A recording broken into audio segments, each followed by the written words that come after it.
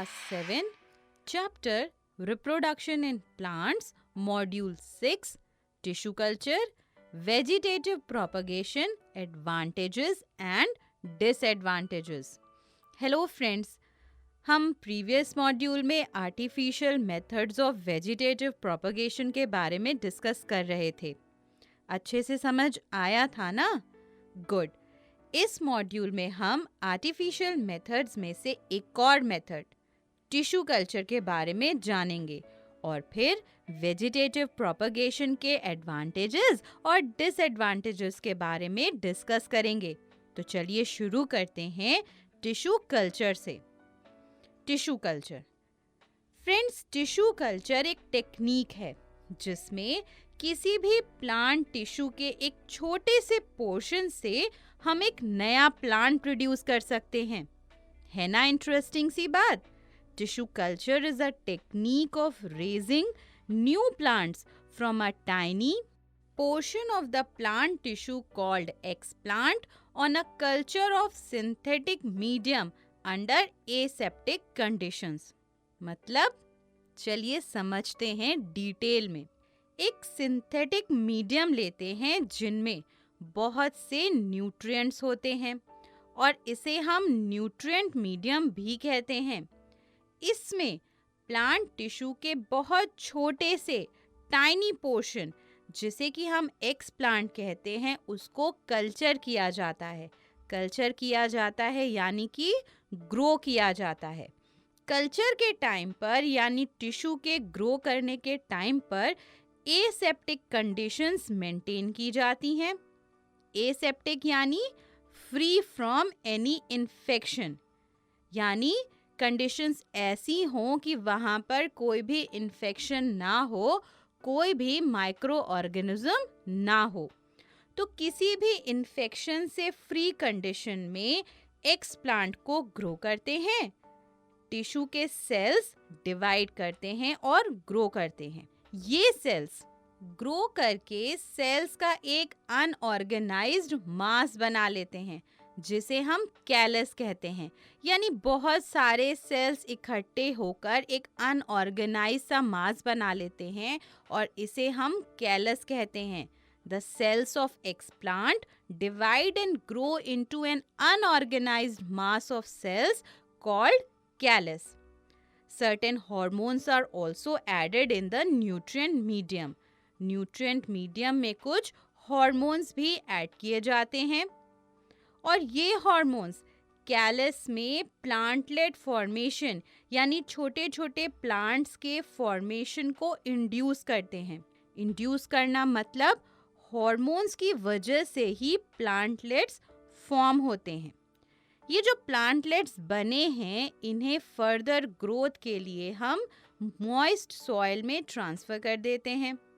और फ्रेंड्स, आपको पता है एक छोटे से टिश्यू के पोर्शन से हम थाउजेंड्स ऑफ प्लांटलेट्स बना सकते हैं. Thousands of plantlets are formed from a small tissue. तो समझ आया आपको कि कैसे टिश्यू कल्चर से यानी कि एक छोटे से टिश्यू को ग्रो करके हम नए प्लांट्स बना सकते हैं. तो फ्रेंड्स, ये तो हो गया टिश्यू कल्चर. एक बार फिर से देखते हैं कि टिश्यू कल्चर क्या है. A technique of raising new plants from a tiny portion of the plant tissue called explant on a culture of synthetic medium under aseptic conditions. तो ये तो हो गई टिश्यू कल्चर की बात, यानी कैसे छोटे से टिश्यू से प्लांट्स ग्रो करते हैं. अब कौन से प्लांट्स हैं जिन्हें टिश्यू कल्चर से ग्रो किया जाता है? ऑर्किड्स, क्राइसैंथेमम, एस्पैरागस और बहुत सारे दूसरे प्लांट्स हैं जिन्हें टिश्यू कल्चर मेथड से ग्रो किया जाता है. क्लियर हो गया? गुड. फ्रेंड्स, हमने वेजिटेटिव प्रोपगेशन के नेचुरल और आर्टिफिशियल मेथड्स डिस्कस कर लिए हैं. आई होप आपको समझ आए होंगे. तो अब स्क्रीन पर ये जो एक एक करके प्लांट्स के नाम आ रहे हैं इनके मेथड्स ऑफ वेजिटेटिव प्रोपगेशन बताइए. सबसे पहले ऑर्किड. ऑर्किड कैसे प्रोपगेट करता है? गुड, टिश्यू कल्चर से. दूसरा है बोगेनवेलिया। बोगेनवेलिया कैसे प्रोपगेट करता है?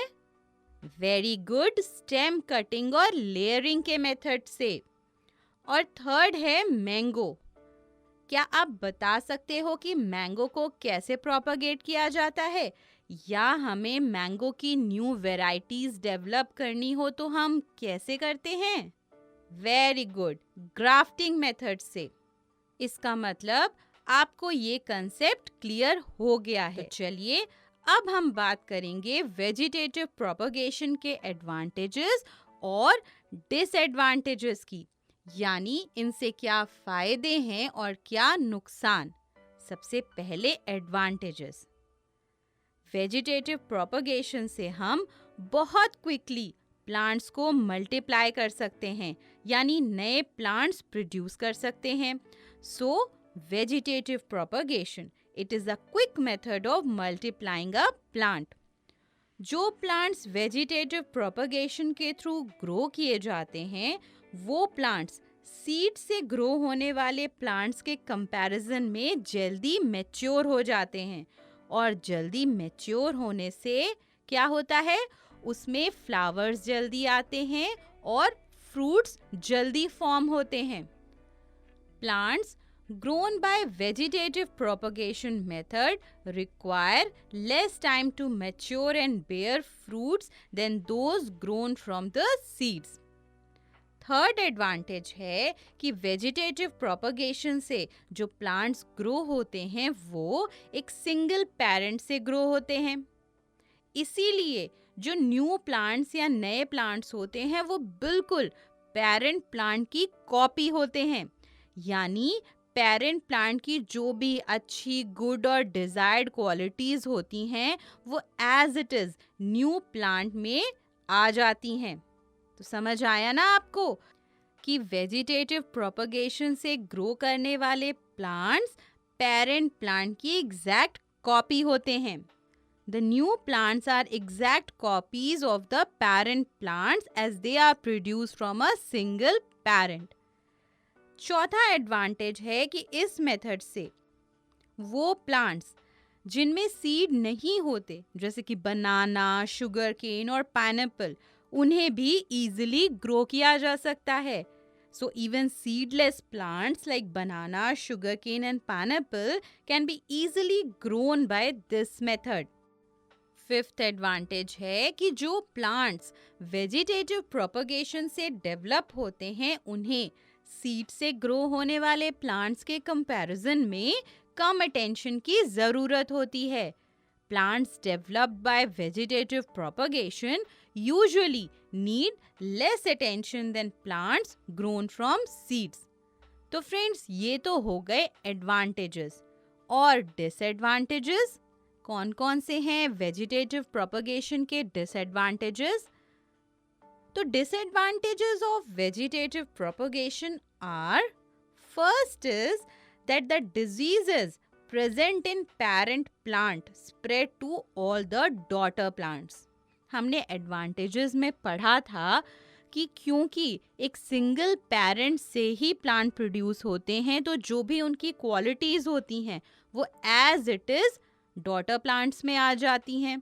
तो इवन डिजीजेस, पेरेंट प्लांट में जो डिजीजेस यानी बीमारियां प्रेजेंट होती हैं वो भी डॉटर प्लांट्स में आ जाती हैं।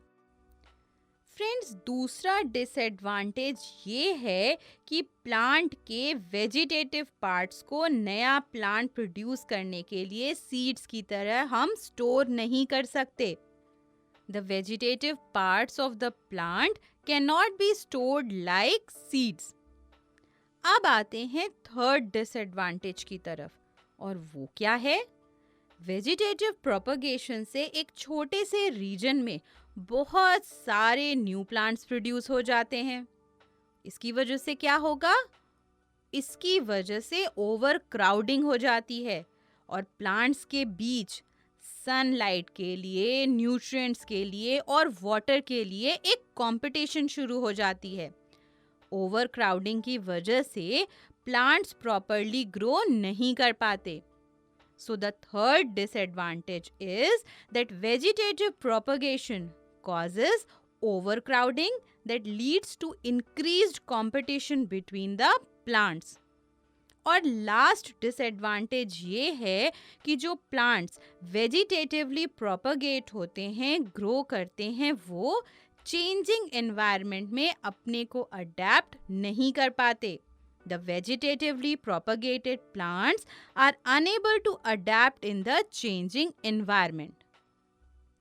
तो फ्रेंड्स, समझ आए ना आपको वेजिटेटिव प्रोपगेशन के एडवांटेजेस और disadvantages? Very good.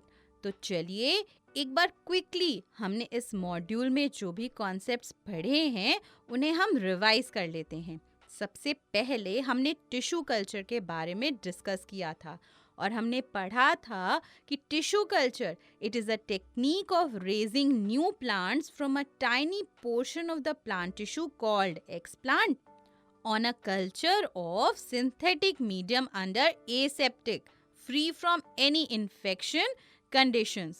The cells of the tissue divide and grow into an unorganized mass of cells called callus. Certain hormones are added to the medium that induce plantlet formation.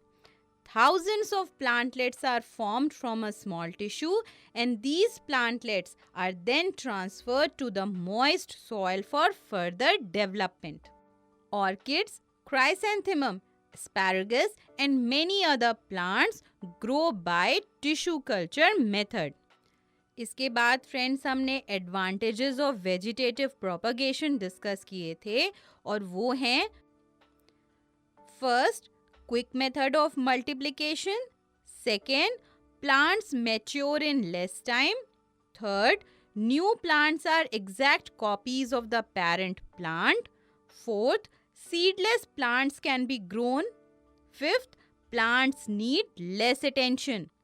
And the disadvantages of vegetative propagation are diseases present in the parent plant spread to all daughter plants. Vegetative propagules cannot be stored. Overcrowding that increases competition and unable to adapt in changing environment. तो समझ आया ना आपको कि vegetative propagation के disadvantages क्या क्या हैं? गुड. तो चलिए फ्रेंड्स अब इन कॉन्सेप्ट्स पर बेस्ड एक्सरसाइज सॉल्व करते हैं.